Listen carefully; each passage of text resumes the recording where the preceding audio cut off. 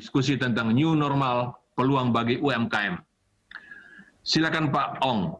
Tadi Pak Menteri sudah menjelaskan bahwa ada 8 juta pelaku di e-commerce ya, dari sekitar berapa juta itu, 60 juta. Dan jumlah ini masih sedikit, tapi mereka ini mendapat keuntungan. Dan perusahaan Anda juga Pak Ong, yang di bidang ini, yaitu titip beli. Bisa dijelaskan? Ya, terima kasih Pak Primus. Ya, saya sepakat dengan Pak Menteri tadi. Dari waktu kami kan membangun aplikasi Titipku itu bertujuan untuk mendigitalkan para UMKM. Sejak kami masuk itu, kami memang setuju bahwa memang hanya sekitar 10% sampai dengan 13% dari pengusaha UMKM itu yang masuk ke dunia digital. Nah, sehingga dari kami pada saat lalu menciptakan aplikasi yang memudahkan UMKM masuk digital dan mereka kemudian dibantu oleh para user yang lain. Jadi kalau UKM-UKM itu mereka tidak mengerti tentang digital, dibantu oleh user yang lain. Dari pengalaman ini, kami melihat bahwa memang kebanyakan keterbatasan dari UMKM kita masuk ke digital itu karena faktor pendidikan. Kita lihat 65% kita punya penduduk kita itu mempunyai level pendidikan sampai SMP pada waktu masa yang lalu. Sehingga dengan demikian mereka mempunyai keterbatasan. Nah, ininya memang kita memerlukan waktu satu generasi ketika masyarakat kita mempunyai level edukasi pendidikan yang lebih tinggi. Nah, untuk itulah kami mencoba membantu mendigitalkan para baik pengusaha di pasar, ya juga semua para warteg dan juga semua pengusaha yang ada di UMKM. Nah, ketika new normal saat ini COVID ini terjadi, itu memang kita melihat juga hampir banyak pengusaha-pengusaha kita karena UKM ini di Indonesia cenderung mereka berbisnisnya ada di jalan rantai distribusi dan kemudian sektor makanan. Jadi ketika terjadi mendadak kita harus menghadapi PSBB, itu mengakibatkan mereka usaha-usaha ini mendadak menjadi rem mendadak, sehingga inilah yang menjadikan UMKM kita tiba-tiba mengalami tidak seperti usaha yang besar mulai kejatuhan. Tapi mungkin Pak Ong, karena ini usaha Anda adalah aplikasi Titipku ya, barangkali bisa menjelaskan yang Anda alami Pak, biar kelihatan sebagai contoh. Ya. Kalau di Titipku ini kami mengajak para user, satu adalah para user yang menggunakan aplikasi kami, mereka pergi ke setiap UKM. Nah, ketika mereka pergi ke setiap UKM yang mereka temui, mereka bantu untuk posting di Titipku, termasuk produk-produknya. Jadi dengan demikian, UKM ini bisa ada di dunia online meskipun pemilik UKM-nya tidak mengerti online. Nah, dengan munculnya UKM ini di dalam aplikasi Titipku, karena aplikasi kami ini kan berbasis kawasan, jadi orang-orang di sekitar kawasan yang sama itu langsung melihat kemunculan UKM tersebut, Pak Primus. Kawasan mana ya? Jadi kan luas, Pak. Di semua, Pak. Jadi di seluruh Indonesia, kalau seperti misalnya saya lagi berada di area Kelapa Gading, maka ketika saya membuka aplikasi saya, yang muncul adalah UKM pedagang pasar yang ada di area Kelapa Gading. Nah, otomatis kemudian warga Kelapa Gading itu bisa membeli produk dari pasar maupun dari UMKM di sekitar Kelapa Gading dengan menggunakan aplikasi saya. Kita tidak sebut itu sebagai toko online, karena memang pembuat tokonya adalah orang lain, tidak semua pelaku UMKM bisa melakukan, dan sehingga kita sebut katanya titip. Jadi nantinya pembeli masuk dalam aplikasi, meminta jasa titip kepada orang yang ke UKM tersebut. Nah, dengan demikian selama masa COVID bertumbuh nggak di bisnis Anda? Ya, saya cukup begini surprise karena waktu kami merintis aplikasi ini 3 tahun yang lalu, tantangan yang kami hadapi adalah bagaimana mengajak masyarakat Indonesia mau membeli produk UMKM. Nah, ketika COVID ini terjadi, jadi di awal ketika COVID terjadi itu kami bilang inilah momentum buat kita karena harusnya digital ekonomi itu harus terjadi, sehingga Pak langsung 1 bulan itu transaksi kami naik 600%. Wah, nasional 26%. Pak Menteri tadi menyebut nasional e-commerce 26%. Ya. Anda 600% ya? Betul, karena kami masih waktu sedang merintisnya, jadinya kami mendapat momentum, Pak. Sebelumnya orang kan ke pasar tidak mau, artinya belanja lewat aplikasi. Nah, dengan adanya gini, kami pedagang beberapa pasar itu kami langsung percepatan untuk melakukan digitalisasi pedagang pasar. Langsung kami sebarkan ke RT-RT di sekitar. Seperti saya di Kelapa Gading, saya sebarkan ke RT Kelapa Gading, kasih tahu ke warga-warganya, supaya tidak perlu ke pasar. Jadi kemudian karena ini ibu-ibu rumah tangga kan yang lebih konsius, lebih khawatir terhadap masalah kesehatan, jadi mereka download aplikasi dan mereka order. Sekaligus kami dengan ini memberikan lapangan kerja buat beberapa ini orang-orang yang kehilangan pekerjaan, tapi mereka mempunyai kendaraan, mereka punya aktivitas ini mobil maupun mereka punya motor, mereka sambil ke pasar mereka terima aplikasi titipan. Baik Pak, ini menarik Pak. Iya, ya, jadi udah menangkap. Jadi ini momentum yang dialami oleh aplikasi Titipku ya. Betul, secara nasional barangkali pengusaha muda, himpunan pengusaha muda punya data. Silakan Pak Angga. Pak Angga silakan Pak. Ya, terima kasih ya Pak Primus. Jadi saya mungkin nanggapi dulu ya dari tema yang kita angkat pada siang hari ini. New normal peluang bagi UMKM, menurut saya harusnya bukan hanya UMKM, tapi bagi Indonesia. Dengan kondisi COVID seperti ini, harusnya peluang ini ditangkap secara bersama-sama oleh kita semua untuk membangun kemandirian kita gitu. Dan karena juga bagaimana kita bisa punya peluang untuk bagaimana memperkuat potensi yang kita miliki di sektor pangan, pertanian, dan perikanan, karena saya rasa itu yang harus kita lakukan secara bersama-sama Pak Menteri. Nah, mungkin harapan saya memang kebijakan-kebijakan yang kita bisa lakukan, pemerintah berkolaborasi dengan teman-teman stakeholder ini bisa tepat ya, hingga memang bukan hanya dalam konteks pemanfaatan jejaring digital tadi yang seperti Pak Ong selaku pengusaha di bidang digital, tapi bagaimana yang harus kita lakukan itu adalah penguatan daripada produk itu sendiri gitu. Karena kan sekarang impor sulit dan lain sebagainya. Nah ini kan sebenarnya market share yang cukup besar di dalam negeri ini kan harusnya bisa dimanfaatkan oleh kita semua gitu. Jadi ketergantungan kita yang selama ini terbuka ya Pak Menteri, misalnya di bidang kesehatan ternyata sebagian besar produk-produk kesehatan kita ini kan impor ternyata. Nah harusnya kan memang momentum ini kita jadikan untuk bagaimana kita bisa melakukan kemandirian di yang harusnya sudah bisa kita lakukan. Seperti itu Pak Primus, mungkin dari HIPMI pandangannya seperti itu. Iya, saya cuma minta satu komentar lagi. Tadi Pak Menteri menyebut tegas bahwa ini momentum kebangkitan produk lokal. UMKM kan jumlahnya banyak, ya 60 juta lebih kan luar biasa Pak. Ini momentum untuk memproduksi. Karena memang COVID-19 ini memukul dua sisi, seperti kata Pak Menteri. Memukul sisi supply dan demand Pak. Demand kita turun, supply turun. Nah, kita sebut masker saja. Mengapa masker itu tetap masih banyak kesulitan? Bisa nggak UMKM, HIPMI mendorong supaya bikin masker murah? Terpenting ada standar dari kesehatan. Bikin masker begini. Ya. Nah, silakan. Ya, makanya saya sampaikan tadi, kita harus perlu dukungan yang komprehensif gitu loh. Artinya kalau kita memang sudah punya tujuan ke sana, ya semua stakeholdernya diarahkan ke sana gitu. Jangan tujuannya ke sana, tapi stakeholdernya masing-masing belum jalan seiringan. Pertama kalau soal tadi kita harus pro terhadap bagaimana perizinannya gitu, harus dipermudah.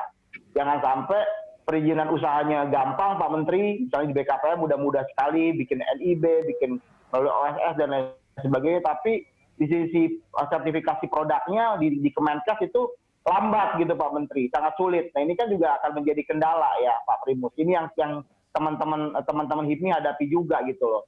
Ngurus izin edarnya sulit Pak Menteri, ya kan, perlu waktu yang cukup lama. Padahal secara administrasi kan harusnya ada prioritas gitu loh. Jangan sampai momentan ternyata COVID sudah selesai, izin edarnya belum bisa selesai. Ini fakta-fakta yang kita ketemukan. Yang kedua itu adalah mungkin menurut kami itulah dukungan finansial. Nah ini seperti apa formulasinya?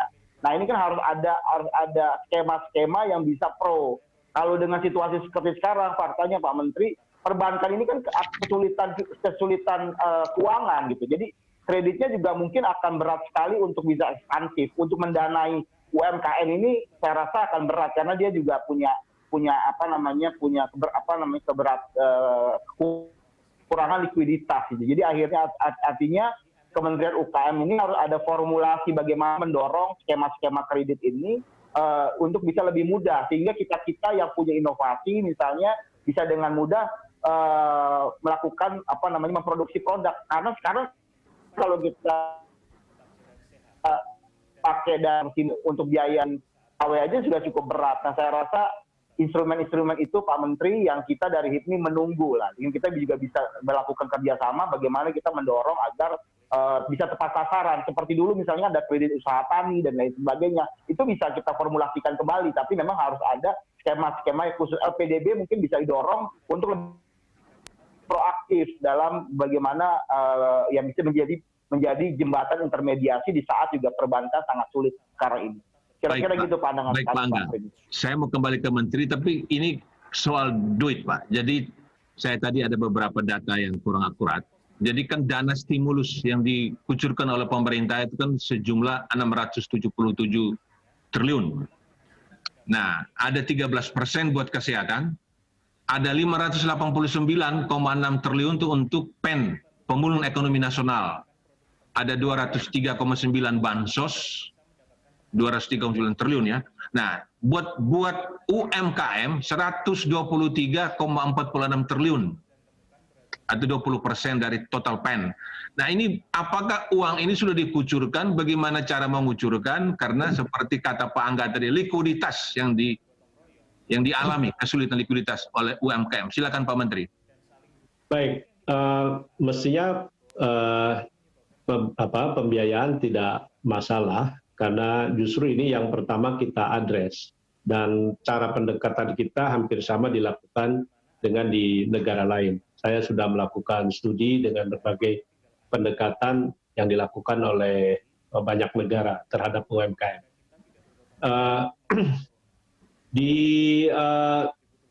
Yang 124 triliun itu memang diperuntukkan untuk insentif pajak, relaksasi kredit ya, yang lalu juga bunga kreditnya yang kita talangin.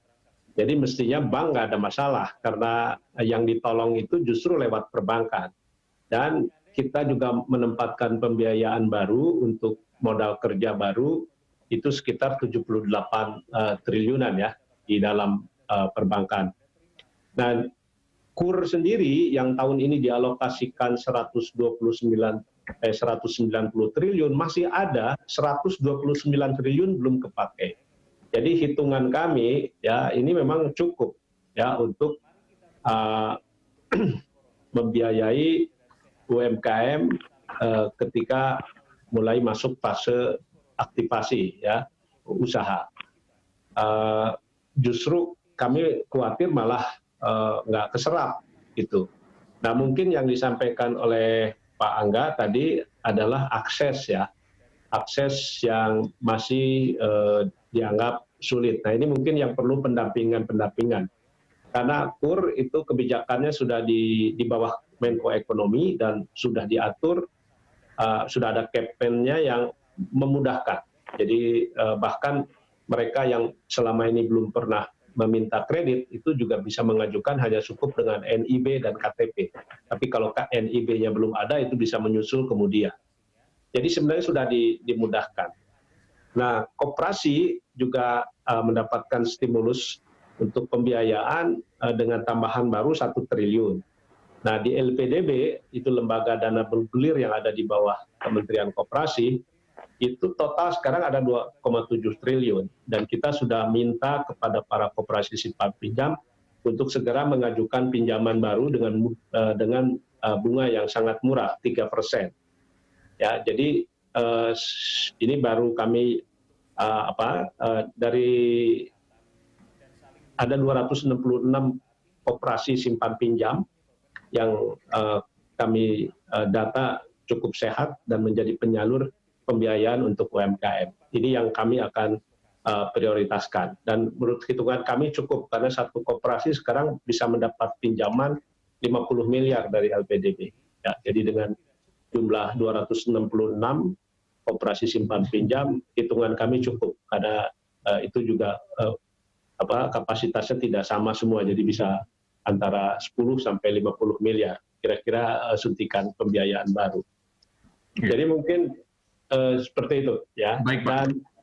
Dan ini memang implementasinya memang saya kira harus terus-menerus kita monep, kami dengan OJK, BI akan terus kerjasama.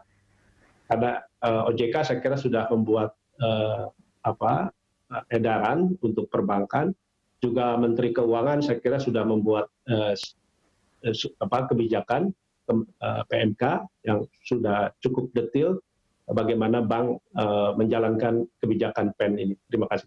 Jadi seluruh dana yang sebesar 123,5 triliun itu lewat perbankan, Pak Menteri ya? Lewat perbankan. Bukan hanya perbankan, tapi juga lewat DPR, DPRS, ya syariah, termasuk juga lembaga dana bergulir lewat badan layanan umum yang ada di beberapa kementerian. Seperti di kami ada LPDB untuk koperasi, di perikanan juga ada, yang bank mikro nelayan, lalu di pertanian juga ada, di perdagangan ada. Jadi lewat berbagai saluran lembaga pembiayaan. Pak Angga, bagaimana merespons Pak? Udah dijelaskan tuh, dunia ada nih, likuiditas siap. Ya, saya rasa kita apresiasi ya secara umum, secara makro langkah-langkah yang dilakukan oleh pemerintah. Hanya saja mungkin dalam implementasi di lapangannya Pak ya, karena Pak Menteri izin kita juga dari HIPMI kan kita bikin gugus tugas task force juga untuk membantu teman-teman untuk keringanan skema dan lain sebagainya. Nah faktanya memang implementasi di lapangannya itu agak-agak macet lah gitu Pak Menteri. Jadi kalau nggak di-approach langsung atau nggak ditelepon dari kantor pusatnya, di cabangnya memang agak-agak berat. Tapi menurut saya ya tetap kita harus berkolaborasi antar stakeholder. Prinsipnya kita dukung langkah-langkah yang dilakukan oleh Kementerian UMKM secara umum, dan mungkin tinggal bagaimana teknisnya itu kita perkuat lagi di lapangan. Ya. Seperti itu Pak Primus. Ya. Pak Primus, ya saya berpengalaman 27 tahun di dunia perbankan Pak. Jadi 27 tahun ini saya banyak mengenangani kredit yang terkait dengan UMKM dan mikro. Jadi dari sini memang new normal ini mengajarkan kita kepada para perbankan juga untuk melihat new normal di dalam praktis perbankan, terutama di dalam melakukan proses credit scoring analitik ya di dalam keputusan kredit. Jadi saya kira apa yang dilakukan oleh pemerintah dalam hal ini mendukung likuiditas dan pada UKM itu sebetulnya sudah arah yang tepat. Tetapi memang teman-teman di perbankan, karena ini sesuatu pengalaman yang baru, membutuhkan suatu proses adaptasi karena semua dulu proses-proses kredit itu dilakukan secara struktur, SOP, prosedur, dan tiba-tiba harus mengalami satu lompatan yang drastis. Nah, sehingga terjadi banyak keterlambatan karena mekanisme prosedur yang terjadi memang harus diikuti model yang lama. Tapi saya lihat dari perkembangan yang terjadi juga dari mulai petunjuk-petunjuk yang ada dari otoritas jasa keuangan juga mulai menunjukkan cara-cara supaya menjadi simple, dan itu akan menjadi mungkin dalam waktu bulan ke depan akhirnya teman-teman di perbankan juga akan lebih siap. Nah, hal yang perlu kita antisipasi adalah di mana kalau kita perlu revitalisasi terhadap para UMKM yang sudah pernah diberikan kredit dan saat ini mereka tumbang. Nah, itu dari teman-teman di dunia perbankan biasanya dalam prakteknya memberikan kredit kepada usaha yang sudah berpengalaman, yang sudah kemudian historis yang cukup jelas. Sedangkan di era new normal ini kita hanya punya catatan bahwa UMKM itu di masa lalu dia historis pembayarannya bagus, tetapi di new normal dia bisnisnya baru, karena di normal ini UMKM itu bisa muncul dalam bentuk yang baru. Sehingga teman-teman dari dunia perbankan juga perlu merubah sedikit paradigma dalam keputusan kredit supaya mempercepat pemberian kredit untuk revitalisasi kepada para UMKM dengan tetap memahami bahwa efek prudensial dan segala macamnya dalam tataran yang baru. Itu sih saya lihat. Ya, baik Pak Ong. Pemirsa, kita nanti segera masuk sesi ketiga, langsung kita melihat bagaimana UMKM dipersiapkan masuk new normal. Dan tadi angka dari Pak Menteri, baru 8 juta yang e-commerce ya, jadi masih 50 juta yang belum. Nah, bagaimana mereka bisa kembali survive dan berkembang setelah COVID-19. Pemirsa jangan kemana-mana, karena kami akan kembali.